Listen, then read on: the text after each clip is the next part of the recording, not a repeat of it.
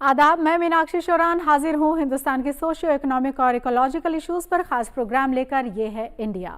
हमारे आज के स्पेशल प्रोग्राम में बात जल Shakti Abhiyan catch the rain 2025 की। जी हाँ, हाल ही में जल Shakti Abhiyan catch the rain 2025 के मौजू पर कैबिनेट सेक्रेटरी की सदारत में कमेटी ऑफ सेक्रेटरीज की एक मीटिंग की गई, जिसकी थीम जल संचय, जल भागीदारी, जन जागृति की ओर रखा गया। इसका मकसद जल Shakti Abhiyan catch the rain 2025 को बेहतर तरीके से नाफिज करने के लिए मकामी सतह पर लोगों की हिस्सेदारी को बढ़ाना और सतह पर इंतजामी मशीनरी को कारगर बनाकर इस तहरीक को कामयाब करना है। जाहिर है तहरीक 30 नवंबर 2025 तक चलाई जानी है। अब हमारे समझने वाली बात यह है कि हमारे इतने बड़े और वैरायटी टोपोग्राफी वाले मुल्क में जल संचय यानी वाटर कंजर्वेशन या बारिश के पानी का तहफ़्फ़ुज़ कहां कहां और किस तरह से मुमकिन है। इसी पर बात करने के लिए स्टूडियो में दो खास मेहमान हमारे साथ मौजूद हैं। मिनिस्ट्री ऑफ वाटर रिसोर्सेज के फॉर्मर डायरेक्टर गिरिराज गोयल जी हैं। Sir, welcome to the studio.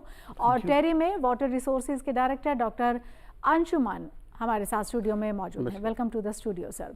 तो आप दोनों का ही हम वेलकम करते हैं। और पहला सवाल मैं गिरिराज सर आपसे जानना चाहती हूँ। Water everywhere but not a drop to drink, इस तरह की जो कहावतें हैं या इस तरह की कुछ बातें हैं वो चलती रही हैं, लेकिन हम और आप इस बात को बखूबी समझते हैं कि जो पानी है वो कितना इम्पॉर्टेंट है हमारे लिए।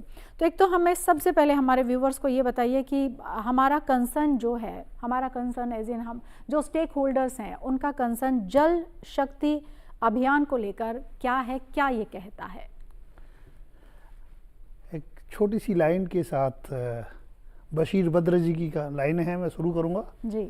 अगर फुर्सत मिले तो पानी की तहरीरों को पढ़ लेना, अगर फुर्सत मिले तो पानी की तहरीरों को पढ़ लेना, हर दरिया हजारों साल का फसाना लगता है।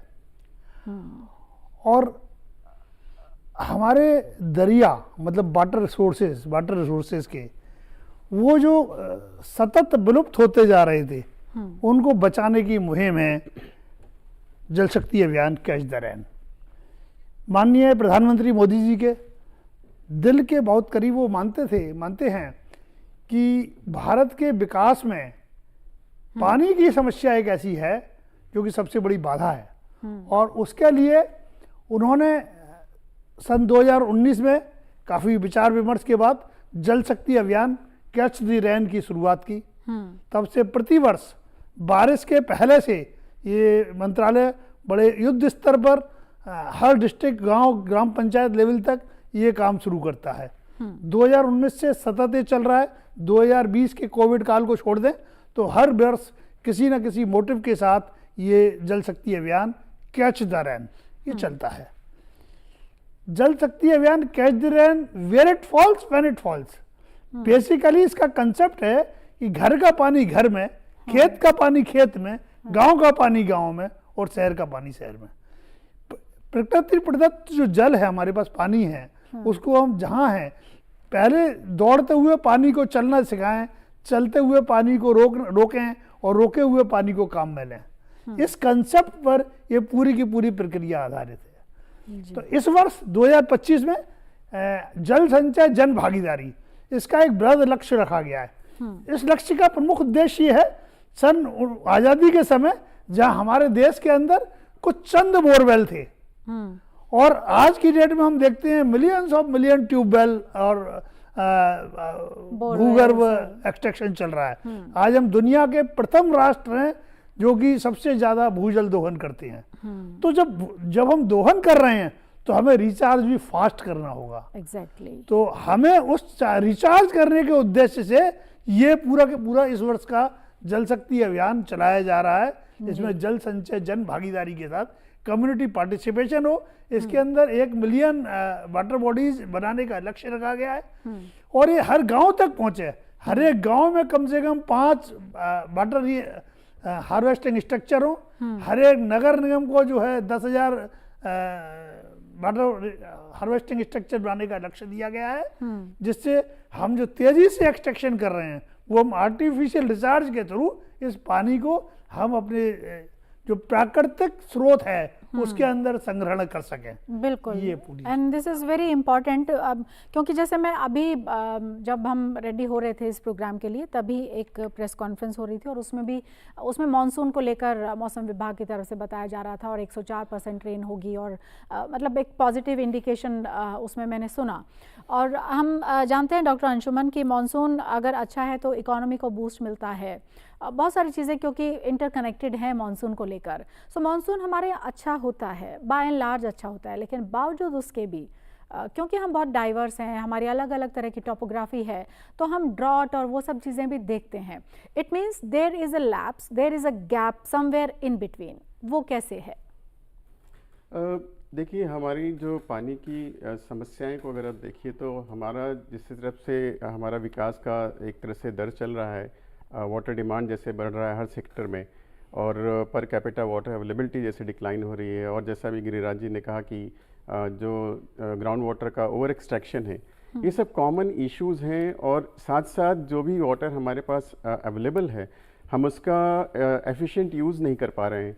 तो हमें ये बहुत इम्पॉर्टेंट है कि हम जो पानी उपलब्ध है हमें, और जब उपलब्ध है, एक तो हम उसका दक्ष रूप से इस्तेमाल करें और दूसरा जल का संचय करें। जब तक ये हमारा हर एक पानी की जो इस्तेमाल करने की इकाइयां हैं, जिसको हम वाटरशेड भी कहते हैं, अगर हम ये वाटरशेड लेवल पे ये प्लानिंग नहीं करेंगे तो वाटर सस्टेनेबिलिटी और सिक्योरिटी को अचीव नहीं कर पाएंगे।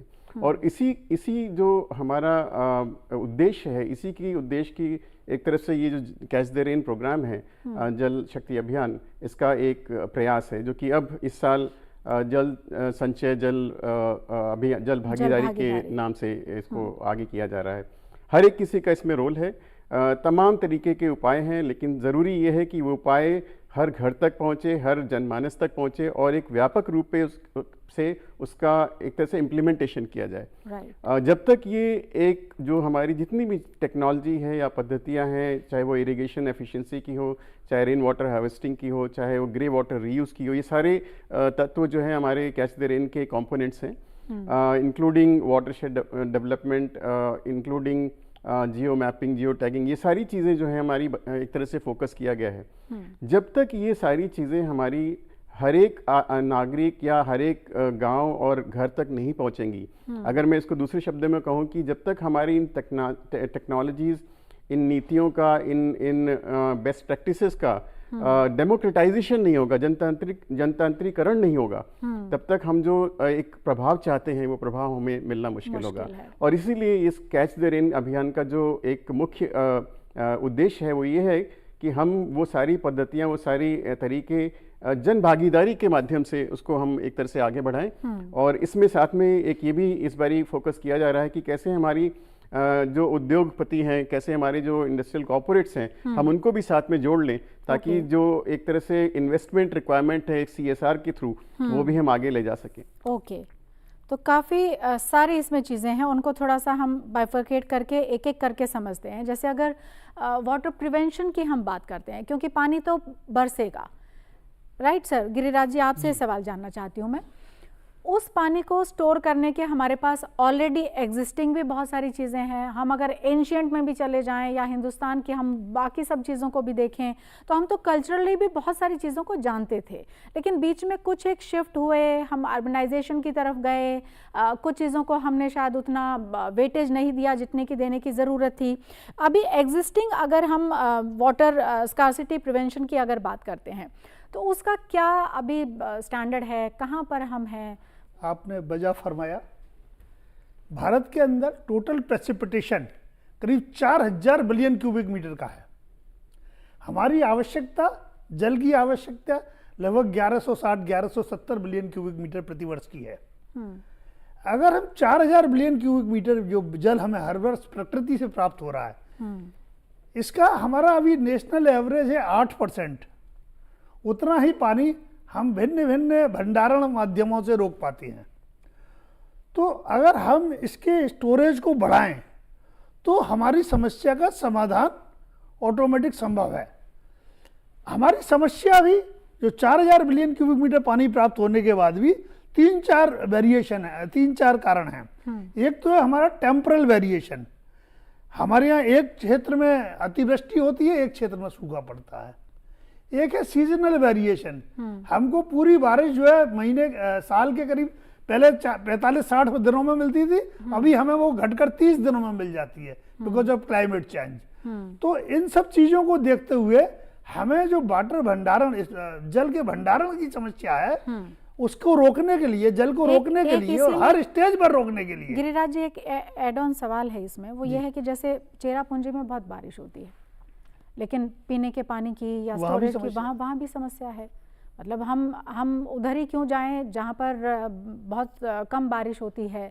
उन इलाकों की बात करें तो वो तो जस्टिफाइड लगता है कि यहाँ पर तो पानी आ ही नहीं रहा है नेचर की तरफ से, तो जहाँ पर है वहाँ पर भी तो दिक्कत है। तो ये कहाँ कैसे इसको ठीक किया एक्चुअली जाना चाहिए? पानी की समस्या पूरी की पूरी पानी के मैनेजमेंट की समस्या है। आपने बिल्कुल ठीक फरमाया कि चेरापूंजी और अतिवृष्टि वाले इलाकों में भी, इवन लेह लद्दाख जहाँ बर्फ पड़ती है, वहां भी पानी की समस्या है। तो इस वर्ष के कैच द रेन अभियान में इस चीज को भी दृष्टिगत रखा गया है। उसमें एक बिंदु यह भी डाला गया है कि इवन जो हिली एरियाज हैं वहां पर भी हम पानी का संग्रहण करें, पानी को रोकें, ताकि जो नॉन रनी डेज हैं उनमें जो है बचाकर पानी रखा जा सके। ये बहुत बहुत आवश्यक है जी। तो डॉक्टर अंशुमन, आपसे जो मैं जानना चाहती हूँ, क्योंकि हम प्राइमरी सेक्टर की यहाँ पर अगर बात करें, क्योंकि हम एक कृषि प्रधान देश हैं, हमारे यहाँ एग्रीकल्चर जो है वो प्राइमरी सेक्टर है और उसी के इर्द गिर्द बहुत सारी हमारी इकोनॉमी भी कह लें और सेकेंडरी और टर्शरी भी उससे हमारा इफेक्टेड भी है और लिंक्ड भी है। तो वैसे में रेन वाटर हार्वेस्टिंग की जो क्रॉप्स हैं वो जितनी है वो आप हमसे बेहतर जानते होंगे। अलावा उसके बहुत सारी ऐसी क्रॉप्स हैं, शायद उसमें हम एक शिफ्ट कर लें तो बेहतर कुछ हो पाए, लेकिन सारा मामला क्या अवेयरनेस के लेवल पर आकर फंस जाता है, या कहाँ पर दिक्कत हो जाती है कि सब कुछ होते हुए भी हम क्रंच में रहते हैं? देखिए, आपने कृषि की बात करी, ये बहुत महत्वपूर्ण बात है। हमें ये जानना चाहिए कि कृषि जो है लगभग इस पानी का 80% उसका कंजम्पशन करता है और कृषि के ऊपर बहुत फोकस किया गया है। प्रधानमंत्री कृषि सिंचाई योजना इस पे फोकस करती है और इनफैक्ट हमारे जल कैच द रेन अभियान में भी हमारा जो वाटरशेड इंटरवेंशन और वाटर यूज एफिशिएंसी उस पर भी फोकस करने की बात कही गई है। देखिए, ज़रूरत इसकी है कि हमें बहुमुखी एक तरह से प्लान योजना का इंटरवेंशन लेना होगा। इसमें कई बातें बहुत महत्वपूर्ण हैं।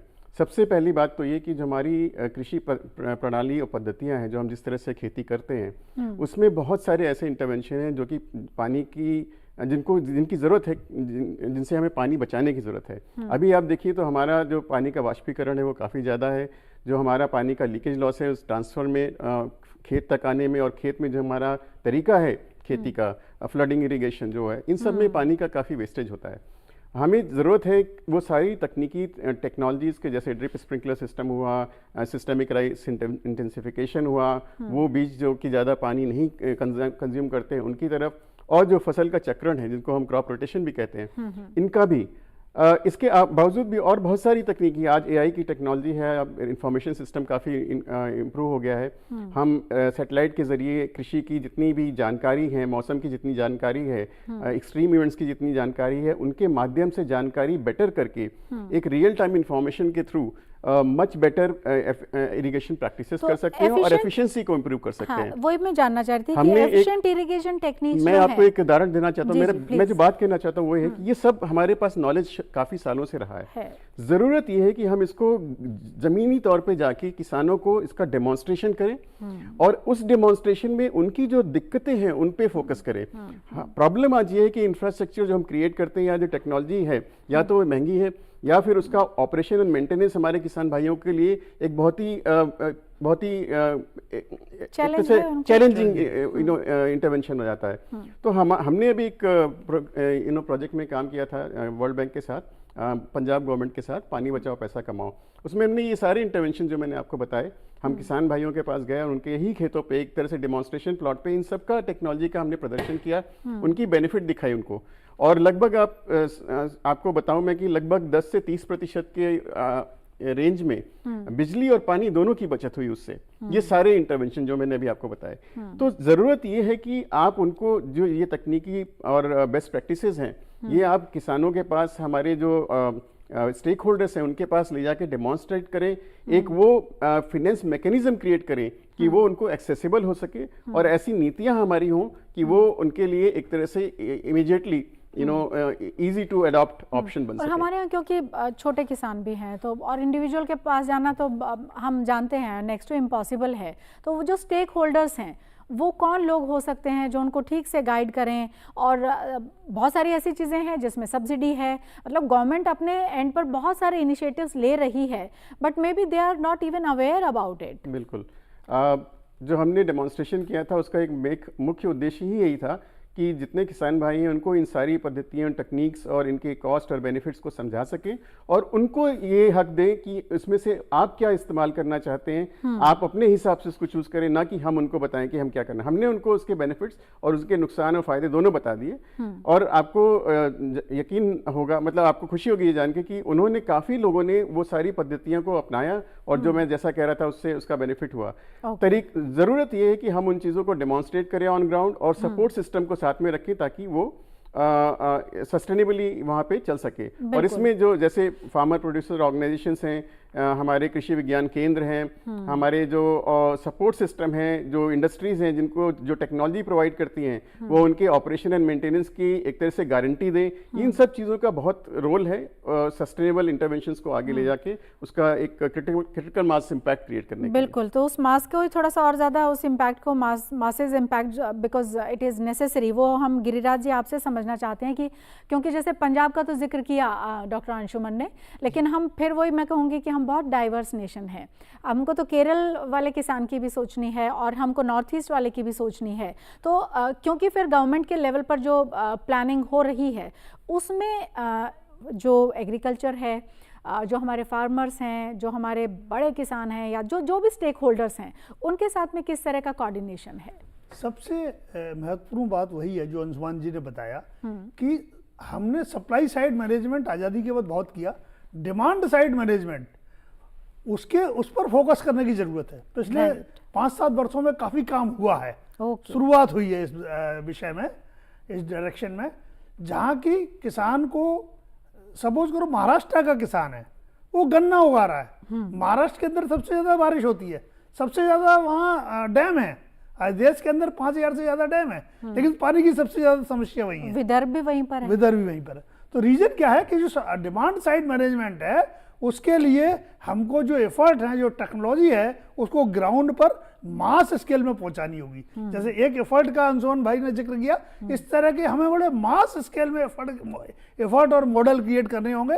किसान विकास केंद्र निश्चित रूप से बहुत महत्वपूर्ण काम कर रहे हैं। मैं ग्राउंड पर चूंकि काम कर रहा हूँ ग्वालियर जिले में, मैं देखता हूँ बेसिकली किसान आज की डेट में कोई भी नया इनोवेशन करने से घबराता है क्योंकि उसको हैंड होल्डिंग सपोर्ट पूरा चाहिए और उसके लिए अभी हमारा इंफ्रास्ट्रक्चर है, हमको इसको मल्टीप्लाई करना होगा जी। हमको जो टेक्नोलॉजी हमने हासिल की है उसको ग्राउंड में पहुंचाने के लिए पहुंच रही है, लेकिन उसको मल्टीप्लिकेशन की जरूरत है। राष्ट्र हमारा विशाल है, उतने ही विशाल प्रयासों की आवश्यकता है। आपने क्योंकि शुरू में गिरिराज जी जिक्र बोरवेल्स का भी किया और वो हम सब जानते हैं, बोरवेल एक तरह से नीड ऑफ दैट फार्मर भी हम कह सकते हैं। हालांकि बहुत सारे एरियाज़ हैं जहाँ पर वो फाउंटेन क्रॉप और वो सब फाउंटेन इरिगेशन और वो सब है, लेकिन शायद उसका अभी साइज़ अगर हम देखें तो वो कम है, कम एरियाज़ में है। उसके कारण आप बता सकते हैं बेहतर, लेकिन ग्राउंड वाटर रिचार्ज क्योंकि वो सीधा सीधा इससे कनेक्ट होता है, उसको लेकर क्या सोच है, क्या विजन है और उसके इम्प्लीमेंटेशन को लेकर हम क्या कर रहे हैं? उस विजन पर सबसे ज़्यादा फोकस उसी दिशा में इस जल शक्ति अभियान में जल संचय जन भागीदारी में किया गया है। Accelerated water recharge. हम आज कोई भी डैम बनाते हैं, करोड़ों अरबों रुपए की स्कीम होती है, 10 से 20 वर्ष तक एक योजना में लगते हैं और जो प्रकृति प्रदत्त हमारा नेचुरल स्टोरेज है जहां हम आर्टिफिशियल पानी को रोककर हम भूजल के अंदर डाल सकते हैं, तो उस पर बहुत ध्यान देने की जरूरत है। तो उसको देने के लिए हम खेत तालाब स्कीम में हर खेत में हम प्रोत्साहित करें ताकि किसान को कि भाई खेत पर मेड़ बनाए और खेत के अंदर एक तालाब बनाए। अगर उसकी 10 बीघा छोटे किसान भी है ना, अगर 1 बीघा का किसान है तो वो अपना 0.1 बीघा का तालाब बनाए, अच्छा जरूर बनाए, क्योंकि उससे जब पानी रुकेगा उसके खेत का पानी वहाँ कंसंट्रेट करे तो निश्चित तौर पर हमारा जो जल संचय का अभियान है वो सक्सेसफुल होगा, हमारी समस्याएं खत्म होंगी उससे। ओके तो ग्राउंड वाटर लेवल को लेकर आपसे भी मैं जानकारी चाहती हूँ अंशुमन जी, क्योंकि दिस इज़ वेरी इंपॉर्टेंट। वही है ना जिसका जिक्र किया, 4000 बिलियन क्यूबिक पानी आ रहा है, हमारी रिक्वायरमेंट जो है वो 1/3 की है और बाकी सारा वेस्टेज हो जाता है। हम देखते तो हैं सिटीज़ में अर्बन हमने कंक्रीट के जंगल खड़े किए, we are responsible for that, but वो कहीं ना कहीं हमारे जो फार्मर्स हैं, हमारा जो प्राइमरी सेक्टर है, उनको अवेयरनेस ज़्यादा करने की ज़रूरत है हमको, कि वहाँ तक हम कुछ इस तरह की स्कीम्स लागू करें, कुछ इस तरह से उनको गाइड करें, दैट इज़ मोर इम्पॉर्टेंट। और वो जो कर रहे हैं उसी में उनको और थोड़ा सा हम पोटेंशियल दें कि आप ये अगर करते हैं तो, जिसका जिक्र एक चीज़ का जिक्र सर ने किया, लेकिन शायद वो तालाब बनाना हर किसी के लिए फिजिबल नहीं हो, लेकिन जो डिमांड साइड सप्लाई की बात है that is also very important. तो उसको लेकर क्या क्या व्यू पॉइंट है आपका? देखिए, जल मांग प्रबंधन तो हम शुरू से कहते रहे हैं कि हमारे देश का वो एक सबसे लो हैंगिंग फ्रूट है। हम अभी भी रियाद नहीं, हम अभी भी इजराइल नहीं है कि हमारे पास पानी बिल्कुल है ही नहीं। तो हमारे लिए वाटर डिमांड मैनेजमेंट तो फर्स्ट चॉइस होनी चाहिए। लेकिन ये भी आपने जैसा कहा कि ग्राउंड वाटर के लिए हम कैसे करना चाहिए, हमें क्या करना चाहिए, मैं आपको एक दूसरा उदाहरण देना चाहता हूँ। हमने अगेन पंजाब और राजस्थान के कई सारे ज़िलों में, इवन साउथ में बेंगलोर में भी काफ़ी सारे पॉन्ड रिजुविनेशन और rejuvenation of old and water bodies पे काम किया है। जो हमारा उसमें लर्निंग है वो ये है कि आप अगर जो लोकल स्टेक होल्डर्स हैं, ग्रामीण लोग हैं या किसान लोग हैं, अगर आप उनके साथ मिलकर प्लान करें, उनके साथ सेंसिटाइज करें उनको कि वो क्यों इम्पोर्टेंट है उनके लिए। मेरा ये मानना है कि जो हमारे गाँव वासी हैं, जो किसान भाई लोग हैं, वो बहुत ही बुद्धिमान हैं और वो लोग भी हैं जो ग्राउंड लेवल पे परेशानियों को झेल रहे हैं। तो अगर हम थोड़ा सा उनको सेंसिटाइज करें और उनको बताएं कि क्या पॉसिबल है, कैसे हम इस मुसीबत से बाहर निकल सकते हैं, क्या तरीके और टेक्नोलॉजी हैं, और उसको डिमॉन्स्ट्रेट कर पाएं, तो उनका एक विश्वास बनता है उन चीज़ों को। और एक बार ये विश्वास बनता है तो वो खुद ही वो करना चाहते हैं। हमने ये पंजाब में, राजस्थान में, बेंगलोर में डेमोन्स्ट्रेट किया है, जहाँ पे हमने लोकल स्टेक होल्डर्स को सेंसिटाइज करके उनको पूरे डिज़ाइन पार्ट में, पूरे पॉन्ड रिजुविनेशन के लिए हमने जो टेक्निकल इंटरवेंशंस हैं, सैटेलाइट इमेजरी मॉडलिंग के थ्रू हमने उसको डिज़ाइन किया। उसके बाद पूरा इम्प्लीमेंटेशन उसको किया, जिसमें कि डिसिल्टिंग हुआ, मेड़ बनाना हुआ और रिचार्ज शैफ्ट वगैरह लगा के, ताकि एक कंप्लीट स्ट्रक्चर बन सके जिसमें ना कि केवल पानी का स्टोरेज बढ़ सके और ऑल्सो उससे हम, चाहे वो कृषि के लिए हो, चाहे वो ग्राउंड वाटर रिचार्ज उससे हो सके। तो वो काफ़ी एक अच्छा इंटरवेंशन था और जो लोकल्स थे वो खुद इतने खुश हुए कि उन्होंने खुद उसमें पार्टिसिपेट किया। और मैं ये बात क्यों दोहरा रहा हूँ कि जब तक हमारा लोकल स्टेक होल्डर की भागीदारी नहीं होगी तब तक सस्टेनेबिलिटी की, जो इंटरवेंशन की सस्टेनेबिलिटी है, वो हम इंश्योर नहीं कर सकते हैं। तो अगर आप उनको इन्वॉल्व करते हैं प्रोसेस में, उनके मर्जी के हिसाब से डिसीजन लेके फिर इंप्लीमेंट करते हैं ऑन ग्राउंड, तो वो काफ़ी उसमें इन्वॉल्व फील करते हैं और उसकी वजह से उसकी ओनरशिप भी लेते हैं। बिल्कुल, मेरा ये मानना है कि ये तरीका काफ़ी हद तक सफल रहता है। One size fits all solution हर जगह नहीं होता, लेकिन आप अगर कस्टमाइज करके चीज़ों को इंप्लीमेंट करें over a period in different locations, तो मुझे लगता है कि हम काफ़ी हद तक सफल हो सकते हैं। ओके, तो गिरिराज जी, जो अब आपसे मैं जानना चाहती हूँ, जैसे सर ने बेंगलोर का और बाकी जगहों का जिक्र किया, कई बार इस तरह की भी खबरें आती हैं कि वर्क फ्रॉम होम दे दिया गया because there is no water. अब सोचिए, इस तरह की स्थिति भी कई बार हमको फेस करनी पड़ती है, विच इज़ वेरी डिफ़िकल्ट। लेकिन इसमें फिर मैं, क्योंकि हम प्राइमरी सेक्टर और खेती किसानी की बात कर रहे हैं, हाउस होल्ड जो है वो कितना बड़ा चैलेंज है, या उनका अगर कंट्रीब्यूशन ठीक हो जाए तो वो कितना बड़ा एक बूस्ट दे सकता है इस पूरे के पूरे अभियान को, and how we can contribute? Actually individual household is a key unit. Behavioural change towards water, जो पानी है, हम जल को जगदीश माने, हम पानी के रिस्पेक्ट करना सीखें। रिस्पेक्ट, रिसाइकिल, रीयूज, ये बहुत आवश्यक है। हम अपनी छोटी छोटी आदतों के साथ इसकी बात शुरू कर सकते हैं। हम जब स्नान की बात है, हम एक बाल्टी में स्नान कर सकते हैं बजाय शॉवर और आजकल बाथटब के बजाय। हम जो पानी घर में है उसको रेन वाटर हार्वेस्टिंग अपनाएं। हर एक घर के अंदर रेन वाटर हार्वेस्टिंग होनी चाहिए। इनफैक्ट जो आपने देखा होगा पिछले 20-30 सालों में काफ़ी ज़्यादा सैलो बोरवेल, जब तक हमारे यहाँ पानी लोअर लेवल पर था, लोगों ने सैलो बोरवेल बनाए। आज वो डिफंक्ट, लाखों की संख्या में डिफंक्ट पड़े हैं। हम उनको एक रिचार्ज शाफ्ट की तरह यूज करें। हम जो छतों पर पानी आ रहा है उसमें उसको, उस पानी को डालें तो पानी का संचय होगा। पानी के उपयोग के लिए बहुत ज़्यादा सेंसिटाइजेशन की ज़रूरत है। हम अपनी गाड़ी का धोने के समय हम उसको बजाय लेजम से धोने के एक आधी बाल्टी या 2 मग पानी से आराम से पोंछे के साथ पोंछ सकते हैं। हम जो पानी का एसी में जो पानी निकल रहा है, आरओ का जो पानी निकल रहा है, उसको रीयूज कर सकते हैं। पानी की जो लीकेज है घर के अंदर, उसको एफिशिएंटली रोक सकते हैं। कई जगह हमने देखा है कि जल जीवन मिशन के साथ साथ हर घर में पानी की पहुंच हो रही है, और जो नए इलाकों में पानी की पहुंच होती है तो वहाँ उनको पानी की थोड़ी सी रिस्ट्रिक्टेड यूज करना सिखाएं या सीखें लोग, और अपने लेवल पर करें, तो निश्चित तौर पर एक जल के प्रति हमारा नज़रिया जो है वो बदलना चाहिए। हमारा नज़रिया जब घर में टैप वाटर नहीं आता है तब तो बदल जाता है, तब तो हम बहुत थॉटफुल हो जाते हैं और हमें लगता है कि no this time we will work upon it. लेकिन वो जैसे ही फिर रेन आती है, फिर विंटर्स आते हैं, अगर स्पेशली नॉर्थ की हम जैसे बात करें, यहाँ थोड़ा सा एक्सट्रीम क्लाइमेट कंडीशंस होती हैं क्योंकि, तो फिर हम भूल जाते हैं। तो इसलिए मैं अंशुमन जी आपसे भी ये रिसाइकिल और रीयूज़ जो है वो ये छोटी छोटी चीज़ें तो हम करते ही हैं, लेकिन जैसे हमें जानते हैं कि हमारी नदियों की हमने क्या हालत की हुई है और हम ही तो रिस्पॉन्सिबल हैं, हम किसको ब्लेम करें। और इट इज़ वेरी इजी कि हम किसी को एक फिंगर पॉइंट आउट करें, 4 तो हमारी तरफ ही होती हैं। सो हम अपना बिट नहीं कंट्रीब्यूट करते हैं।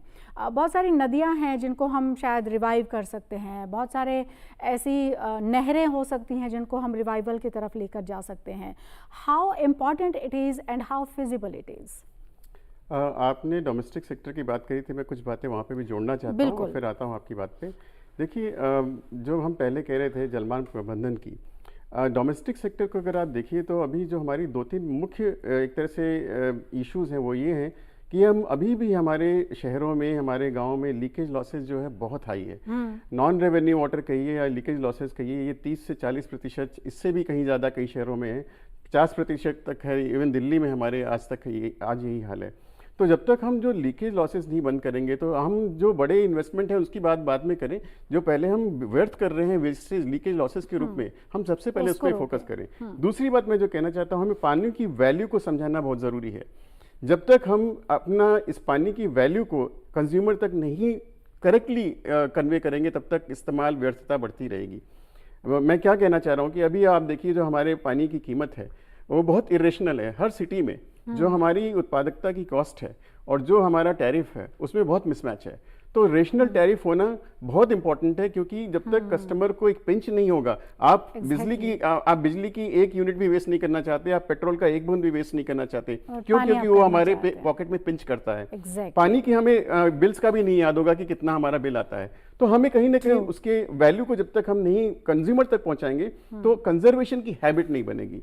कमिंग टू योर क्वेश्चन कि हम क्या कर सकते हैं और किस तरीके से कर सकते हैं, देखिए, अगर आप मुझसे पूछे तो मैं ये कहूँगा कि पानी का जो प्रबंधन है वो एक वाटरशेड लेवल पे शुरू होना चाहिए, रिवर बेसिन लेवल पे शुरू होना चाहिए, जहाँ पे हर एक सेक्टर का इंपॉर्टेंस है। चाहे और इकोसिस्टम की हम बात नहीं करते हैं, इकोलॉजी की बात नहीं करते हैं, वाटर मैनेजमेंट में उनका एक बहुत इंपॉर्टेंट रोल है। चाहे वो रिवर्स हो, चाहे वो रिवुलेट्स हो, चाहे वो हमारे पॉन्ड्स हो, चाहे वो हमारे खेत हों, हर जगह हमें पानी का जो एक तरह से साइकिल है उसको मेंटेन रखने का काम बहुत इंपॉर्टेंटली वाटरशेड लेवल और रिवर बेसिन लेवल पे प्लान करके करना होगा। हमें ये ध्यान रखना होगा कि हमारा अपस्ट्रीम और डाउनस्ट्रीम के इश्यूज को हम साथ साथ करें। अगर हम वाटरशेड इंटरवेंशन अपस्ट्रीम में बहुत ज़्यादा कर दें तो डाउनस्ट्रीम के लिए भी इशू हो जाता है। तो हमें वो बैलेंस रखना होगा, और इसीलिए मैं कह रहा हूँ कि जो हमारी इकाई है वाटरशेड की, उस पर हमें काम करने की बहुत ज़रूरत है। हमने कृषि की तो काफ़ी बात करी, लेकिन एक औद्योगिक इकाइयाँ जो हैं उनका भी हमारा बहुत इंपॉर्टेंट रोल है। उनकी भी वाटर यूज एफिशिएंसी, आपने रिसाइकिल रीयूज की बात करी, ग्रे वाटर रिसाइकिल रीयूज एक बहुत बड़ा अपॉर्चुनिटी है हमारे डोमेस्टिक सेक्टर में। हमें चाहिए कि हम उनको फोकस करें, उन पे करें। बहुत कॉस्टली भी नहीं होता है, बहुत सारे ऐसे एग्जाम्पल हैं, बहुत सरलता से इसको अप्लाई भी किया जा सकता है। अगर हम RWS से शुरू करें, हमारे जो यूनिट्स हैं, अगर RWS पे भी हम फोकस करें तो काफ़ी हद तक इसको हम एक अभियान की तरह से ले जा सकते हैं। Industrial waste water recycle reuse, domestic waste water recycle reuse पे काफ़ी काम चल रहा है। मेरा ये मानना है कि अब हमें वाटर ट्रीटमेंट की बात नहीं करनी चाहिए, वो तो करना ही है हमें, वेस्ट वाटर ट्रीटमेंट की। अब हमें फोकस करना चाहिए वेस्ट वाटर रिसाइकिल रीयूज और रिसोर्सेज रिकवरी की, जहाँ पे आप पानी को न केवल पुनर्चक्रण करें, उसका इस्तेमाल करें, बल्कि उससे जो भी हमारे काम की चीज़ें हैं उसको निकाल सकें और एक तरह से मटेरियल की रिसोर्स रिकवरी कर सकें। आज हम इस तरह की टेक्नोलॉजी है हमारे पास कि हम जो वेस्ट वाटर है उससे न केवल उसको रीयूज़ कर सकते हैं ट्रीटेड वाटर को, लेकिन उससे बिजली की उत्पादन भी कर सकते हैं और हम अपना उसमें हैवी मेटल्स और जितना भी हमारे काम की चीज़ें हैं उसको निकाल सकते हैं। तो वेस्ट वाटर आज एक वेस्ट वाटर नहीं है, वो एक्चुअली हमारे काम का पानी है। हमें अपना नज़रिया बदलना होगा उसको देखने का और उसको मैनेज करने का। क्योंकि CSR की भी हमने बात की थी, इसलिए भी मैं गिरिराज जी आपसे जानना चाहती हूँ, गवर्नमेंट के तो जो इनिशिएटिव्स हैं उन पर हम बात कर ही रहे हैं, और क्योंकि हम एक डेमोक्रेटिक कंट्री हैं तो हम गवर्नमेंट की तरफ सबकी निगाहें रहती हैं कि सरकार क्या कर रही है हमारी, लेकिन कम्युनिटी पार्टिसिपेशन जो है दैट इज़ ऑल्सो इम्पॉर्टेंट। तो वो किसी तरह का कोलैबोरेशन है या कैसे मिलकर काम किया जाना चाहिए? पूरा के पूरा ये जल शक्ति अभियान है, इसमें फोकस कन्वर्जेंस पर है। सरकार की जो भिन्न भिन्न योजनाएं हैं, कम्युनिटी का जो पार्टिसिपेशन है और बड़े मात्रा में CSR का जो पार्टिसिपेशन है वो बढ़े, ऐसा फोकस इस जल शक्ति अभियान में किया जा रहा है, जिससे कि कहीं भी पानी के स्रोत क्रिएट करने के लिए पैसे की समस्या, धन का अभाव आड़े ना आए। और उसके लिए सरकार की आज देखिए मनरेगा का करीब करीब 60% हिस्सा 60% भाग हम जल संचय के कामों के लिए लगाते हैं। तो ये अपने आप में एक बहुत बड़ी बात है। तो मनरेगा का तो क्योंकि वो तो सरकार का इनिशिएटिव हो गया, कम्युनिटी पार्टिसिपेशन या फिर जो जिस हम इंडस्ट्री और इस सब की हम बात कर रहे थे अंशुमन जी, वो भी इम्पॉर्टेंट है क्योंकि बहुत बड़े बड़े प्लांट्स हैं और हम ये भी जानते हैं कि बहुत वेस्ट वहाँ से निकलता है। ऑल्दो आपने कहा कि वेस्ट जैसा कुछ है नहीं, लेकिन उसके लिए तो हमें बहुत काम करना होगा, तब वो वेस्ट नहीं है, अदरवाइज़ तो वो वेस्ट आता है और इसी तरीके से बहता हुआ चला भी जाता है, जिसका कि हम कुछ कर नहीं पाते हैं। तो उसको लेकर कोई स्कीम्स या कुछ उस तरीके से अभी हाल फिलहाल में है या उसके ऊपर भी थोड़ा और काम करने की ज़रूरत है? स्कीम्स तो काफ़ी समय से रही हैं। हमारे वाटर पॉलिसी में रिसाइकिल रीयूज़ की बात करी गई है। गवर्नमेंट भी काम कर रही है प्रमोट करने के लिए waste water recycle reuse industries में। अभी हमने एक नेशनल वाटर मिशन के लिए, मिनिस्ट्री ऑफ जल शक्ति के लिए एक प्रोजेक्ट किया था, जिसमें हमने बेंचमार्किंग जो की थी वाटर यूज एफिशिएंसी की 4 मेजर सेक्टर में, power plant, textile, iron steel और पल्प एंड पेपर इंडस्ट्री की। उसमें हमारा प्रयास ये था कि जितनी भी तरह की पद्धतियां हैं, हमारे जो प्रोसेसेस हैं, इंडस्ट्रियल प्रोसेसेस हैं, उसमें इम्प्रूवमेंट इंक्लूडिंग रिसाइकिल रीयूज़, हम कैसे उन सबों को ऐसे अडॉप्ट कर सकें ताकि जो हमारा अभी का पानी का जो इस्तेमाल का स्तर है उससे हम उसको कम कर सकें। और उससे हमने बेंचमार्किंग का काम भी किया था। तो अपॉर्चुनिटीज़ बहुत सारे हैं, इंडस्ट्रीज़ काफ़ी काम भी कर रही हैं। ज़रूरत यह है कि वो जो 1, 2, 5, 10 उदाहरण हैं वो एक जनमानस और हर एक इंडस्ट्री तक पहुंच के व्यापक उसका प्रभाव डाल सकें। तो वही बात मैं दोहराना चाहता हूं कि जब तक हम इन चीज़ों को मास लेवल तक नहीं पहुंचा सकेंगे तब तक हम वो क्रिटिकल मास इम्पैक्ट नहीं ला पाएंगे। मेरा ये मानना है कि टेक्नोलॉजी की कमी नहीं है, संसाधनों का भी शायद अभाव नहीं है, उनका एक तरह से सही तरीके से सही समय पर उसका कोऑर्डिनेटेड हम इम्प्लीमेंटेशन कर पाएँ और फोकस कर सकें कि किस तरह से हम उसका रीच बढ़ा सकें, तो हम शायद इम्पैक्ट ले सकें, हम इम्पैक्ट ला पाएंगे। जी गिरिराज सर से मैं जानना चाहती हूँ ये कि जैसे हमने चेरापूंजी का जिक्र किया और भी ऐसे कुछ एरियाज़ हैं जहाँ पर अच्छी बारिश होती है, मोर देन 100% हम शायद उसको कह सकते हैं, and there are certain areas जहाँ पर काफ़ी कम बारिश होती है। सो इन दोनों जगहों में जो काम करने का तरीका है, हाउ डिफरेंट इट इज़, और इसके आउटकम्स की भी अगर बात करें तो फिर हम कैसे आउटकम लेते हैं उससे? देखिए, जहाँ अतिवृष्टि है वहाँ तो सिंपल सॉल्यूशन है स्टोरेज। जो बारिश के दिनों में हम बड़े स्टोरेज स्ट्रक्चर और बड़े रेन वाटर हार्वेस्टिंग स्ट्रक्चर अगर बना दें तो वहाँ की समस्या का अभी नहीं है, अभी नहीं है, बहुत कम है। अच्छा। बहुत कम। मैं जानता हूँ मनाली के अंदर हमारा, मैं DRDO में था, DRDO में तो एक झरना बहता था, वो झरना सूख जाता था तो पानी की 3 महीने के लिए कमी हो जाती थी। तो फिर जब ऊपर स्टोरेज स्ट्रक्चर बनाए गए तो वो झरने की लॉन्गेविटी बढ़ी। तो इस तरह की प्रयास होते। और जहाँ जो अल्प वृष्टि वाले हैं वहाँ पर तो बहुत ज़्यादा काम करने की ज़रूरत है। एक तो वहाँ के पूरे, जैसे बुंदेलखंड है, बारिश होती भी है तो वहाँ का जो सबसॉइल स्टार्टा ऐसा है कि पानी बहकर निकल जाता है। तो वहाँ उस तरीके के उस इलाके के लिए जो सूटेबल स्ट्रक्चर हैं उस तरीके के स्ट्रक्चर बनाए जाएं। और of course ultimately river linking, जैसे जो कैन बेतवा रिवर लिंकिंग है, या ऐसी छोटी छोटी लिंकें क्रिएट कर जो जल डिफिशिएंट एरिया हैं वहाँ पर हम पानी को पहुँचा सकते हैं। सरकार पहुँचा भी रही है। तो अंशुमन जी, आपसे भी मैं यही जानना चाहती हूँ, स्ट्रक्चर्स की बात की ना गिरिराज जी ने, तो अलग अलग एरिया में फिर अलग अलग तरह के स्ट्रक्चर्स भी बनते होंगे। जैसे फॉर एग्जांपल राजस्थान के बारे में जो हम पढ़ते हैं तो वो ऐसा ही लगता है कि जैसे वो डेजर्ट है, वहाँ पर रेत ही रेत है, लेकिन आप उदयपुर जाइए तो आपको झीलें मिलेंगी, आप अलवर सरिस्का इधर जाइए तो आपको पहाड़ नज़र आएंगे, आप गंगानगर और थोड़ा सा इलाका छोड़ दीजिए, उसके अलावा तो वहाँ पर ठीक है, लेकिन बावजूद उसके भी एक जो पिक्चर प्रोजेक्ट है वो उसी तरह से है कि देयर इज़ नो वाटर। तो वहाँ पर अगर हमको कुछ करना है तो फिर क्या किया जाना चाहिए? अगर हम सदर्न में जाते हैं या कोस्टल लाइन की तरफ जाते हैं तो वहाँ पर किस तरह के स्ट्रक्चर होने चाहिए? Because we are a diverse nation. एक थंब रूल जैसा शायद यहाँ पर चलेगा नहीं। जी, आपने बिल्कुल सही कहा। अगर आप राजस्थान की तरफ देखें, हमारी जो वर्षा का हमें उपलब्धि है वो समान नहीं है। वो हर जगह अलग अलग है, कहीं कम है, कहीं बहुत ज़्यादा है, कहीं मध्यम है, और पानी भी अलग अलग लोकेशन पे अलग अलग तरह से उसकी उपलब्धि है और अलग अलग चैलेंजेस हैं। तो हमें उसी तरीके से उस तरह के इंटरवेंशन करने की हमें ज़रूरत है। मुख्य उद्देश्य हमारा वही है कि हम कैसे जल उपयोग की दक्षता को बढ़ा सकें, कैसे हम उसकी व्यर्थता को कम कर सकें, कैसे हम जल संचय कर सकें। तरीके अलग अलग हो सकते हैं क्योंकि हाइड्रोजियोलॉजी पे डिपेंड करता है, क्योंकि किस तरह की हमारी कम्युनिटी का स्ट्रक्चर है, वहाँ पे कैसे हमारा हाइड्रो टोपोग्राफी है। तो ये सारी है। अब कहीं पे आप रिचार्ज शेफ लगा सकते हैं, कहीं पे आप रिचार्ज पिट लगा सकते हैं, कहीं पे आप और दूसरे तरह के स्ट्रक्चर लगा सकते हैं। हर जगह हर चीज़ नहीं हो सकती, वो मिट्टी के संरचना के ऊपर डिपेंड करता है। तो वो तो एक टेक्निकल डिज़ाइन की बात हो गई, लेकिन मेरा ये मानना है कि इंटरवेंशन जहाँ है, जहाँ तक कि उसकी बात है, हमें लगता है कि वाटर कंजर्वेशन एक हमारा ओवरऑल ऑब्जेक्टिव होना चाहिए। उससे सूटेबल जितने भी इंटरवेंशन लोकेशंस पे हो। आप देखिए, आपने राजस्थान की बात करी। राजस्थान में ट्रेडिशनली सालों पहले, कई साल पहले से वो ट्रेडिशनल स्ट्रक्चर, बहुत ही मार्वलस इंजीनियरिंग के स्ट्रक्चर अभी हमारे एग्जांपल्स हैं जो हमारे पुराने लोगों ने बनाए हैं। आज उनको आप जो मर्जी कहिए, लेकिन वो एक तरह से हमारे टिपिकल इंजीनियरिंग स्ट्रक्चर हैं। तो वो वहाँ के लोगों ने वो परेशानी झेली और उन्हें खुद इस तरह का समाधान निकाला। तो हमें वही है कि हमें कहाँ पे किस तरह का इंटरवेंशन करना है, कहाँ पे किस तरह का स्ट्रक्चर बनाना है, वो हम वहाँ के लोकेशन के हिसाब से डिज़ाइन करें।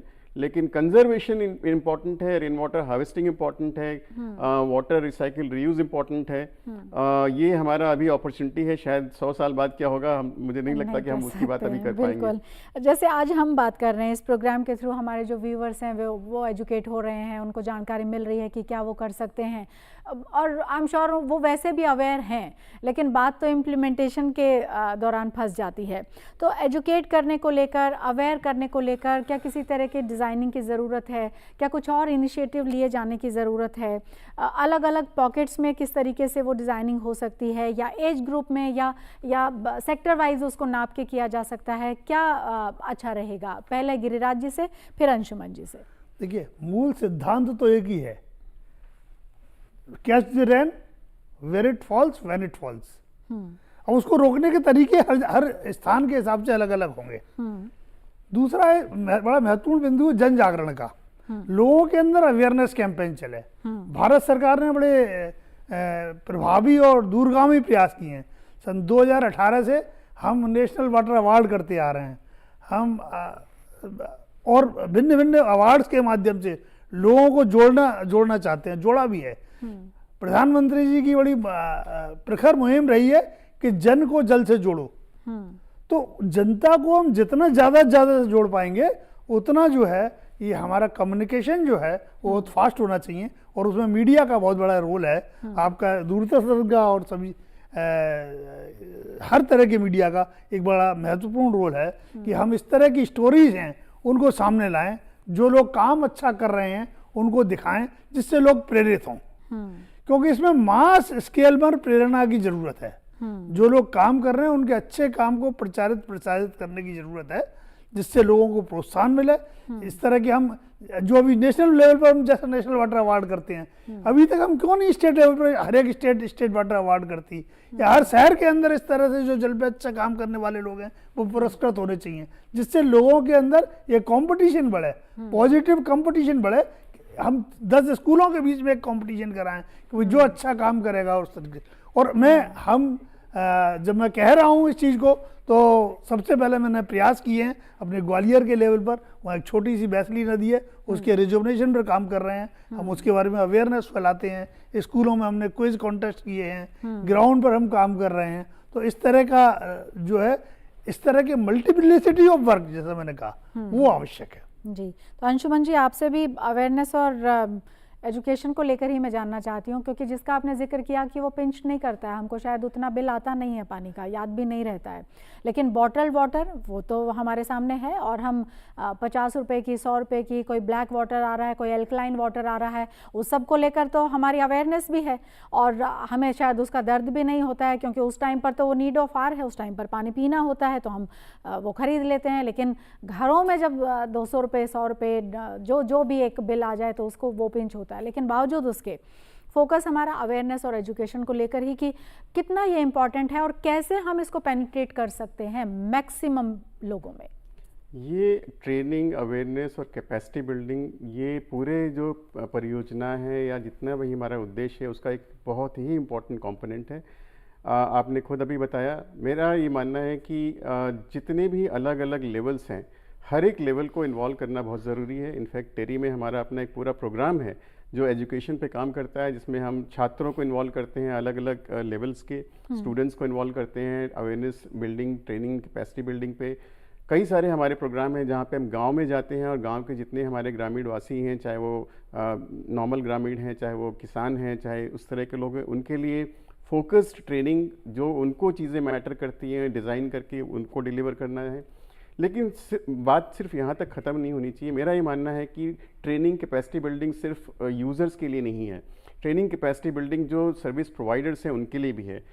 आज जलवायु परिवर्तन के परिप्रेक्ष्य में हम अपनी जल का जो प्लानिंग है वो हम कितना ऑप्टिमली करते हैं। मुझे ऐसा लगता है हम बहुत सारे हमारे विभाग ऐसे हैं जो नहीं कर रहे हैं अभी। हम अगर हमें पानी की ज़रूरत होती है, हम जाते हैं एक बोरवेल के माध्यम से उसको हम पानी की आपूर्ति करने की कोशिश करते हैं, लेकिन हमें ये नहीं पता कि कैरिंग कैपेसिटी है कि नहीं उस रीजन की। आप गुड़गांव का हाल देखिए, आज बहुत सारे बोरवेल्स डिफंक्ट हो गए हैं, वाटर लेवल ओवर एक्सप्लॉइटेड है। तो हमें ये बहुत ज़रूरी है कि हम जितने भी हमारे चाहे वो सर्विस प्रोवाइडर हैं, चाहे वो पॉलिसी मेकर्स हैं, चाहे वो कंज्यूमर्स हैं, हर एक के लिए specifically design training and capacity building programme बहुत इंपॉर्टेंट है। किस तरह की चुनौतियां हमारे सामने हैं एग्जिस्टिंग पानी के इस्तेमाल को लेके, चाहे वो जलवायु परिवर्तन के प्रभाव के लेके, किस तरह के समाधान हमारे पास उपलब्ध हैं, चाहे वो एडाप्टेशन स्ट्रैटेजी हो, चाहे वो मिटिगेशन स्ट्रैटेजी हो, recycle, reuse, awareness, recycle, reuse, conservation, ये सारा हमने बात किया। कैसे, किस लेवल पे किसको क्या करना चाहिए, उसका ट्रेनिंग बहुत इंपॉर्टेंट है, क्योंकि वही फिर आगे efficiency of implementation of the programme के पे बहुत डिपेंड करता है। बिल्कुल, क्योंकि और ये इसलिए भी इम्पोर्टेंट है कि हम तो अभी गिरिराज जी रेनी सीजन में जाएंगे ही, बहुत जल्दी तो नहीं, लेकिन 1.5-2 महीने बाद केरल से ही सही, लेकिन हिट होते होते यहाँ तक भी मानसून आएगा ही। तो एक कंक्लूडिंग रिमार्क आपकी तरफ से कि बारिश जब हो, दो छोटी छोटी बातें जी। एक हमारा ऐतिहासिक कंसेप्ट रहा है, हम कहते हैं पैसे को पानी की तरह ना बहाओ। तो मतलब पानी को हमने बहाने की चीज जो मान के चला है, तो वो हमको नजरिया अपना बदलना होगा। दूसरा है एक बहुत महत्वपूर्ण बिंदु जो हमारी चर्चा में छूट गया, वो है अफॉरेस्टेशन। जो हमको बड़ी वृक्ष लगाने का, उनको परिपोषण करने का, क्योंकि वृक्ष बारिश लाते हैं। राइट। बादल आते हैं समुद्र से, ठीक है, मानसून आता है, बरसेगा वहीं जहाँ वृक्षों की अधिकता होगी। तो हम एक तो उस पर ध्यान दें, ठीक है। और जो जितने भी पॉइंट हमने बताया चर्चा में आए हैं कि right from supply side management, demand side management और बिहेवियरल चेंज, हम पानी के प्रति अपनी सोच को बदलें। हम जमीन पर कुआं खोदने के साथ साथ अपने दिलों के अंदर कुएं खोदें, वो बहुत ज़्यादा आज की आवश्यकता है। और उस पर अगर हम फोकस करेंगे तो निश्चित तौर पर हम एज ए देश, एज ए राष्ट्र जो है, हम जल की समस्या को पार पा सकेंगे। बहुत बहुत शुक्रिया गिरिराज गोयल जी, बहुत शुक्रिया डॉक्टर अंशुमन आपका भी। तो जल Shakti Abhiyan catch the rain 2025 ये बहुत ही अच्छा एक अभियान है, और ये हमारे लिए अभियान है, हमारे लिए एज इन हमारे जो व्यूअर्स हैं, हमारी जो देश की के लोग हैं, जो इस देश से अगर आपको मोहब्बत है तो फिर पानी को भी आपको बचाने की के लिए आगे आना चाहिए और कोशिशें अपने लेवल पर जो आप कर सकते हैं वो ज़रूर करनी चाहिए। आई एम श्योर आपको बहुत सारे टेक अवेज मिले होंगे इस प्रोग्राम के ज़रिए। कैसा लगा आपको ये हमारा प्रोग्राम, आप हमें ज़रूर बताएं। DDUrduSpecials@gmail.com पर आप हमें मेल कर सकते हैं। पूरी टीम को अभी इजाज़त दीजिए। आदाब।